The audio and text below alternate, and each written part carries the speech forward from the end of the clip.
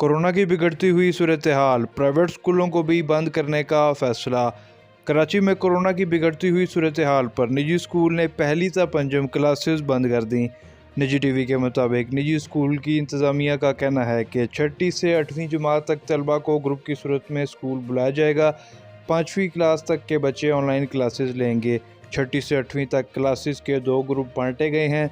3 रोज़ तक एक ग्रुप और अगले 3 रोज़ तक दूसरा ग्रुप स्कूल आएंगे। जबकि वफाकी दारुल हुकूमत इस्लामाबाद के 3 कॉलेजेस कोरोना केसेस के बायस बंद कर दिए गए हैं।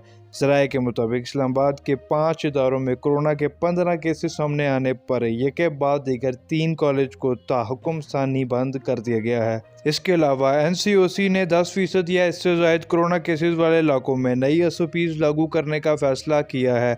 वफाकी वज़ीर और NCOC के सरबराह असद उमर की सरबराही में अहम इजलास हुआ, जिसमें मुल्क में कोरोना की बढ़ती शरह, वैक्सीनेशन और अवामी मकामात समेत तालीमी इदारों में SOPs पर अमल दरामद का जायज़ा लिया गया।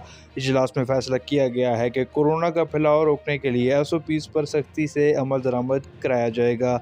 NCOC ज़राए का कहना है कि 10% या इससे ज़्यादा केसेस वाले इलाकों के लिए नई SOPs लागू करने का फैसला किया गया है।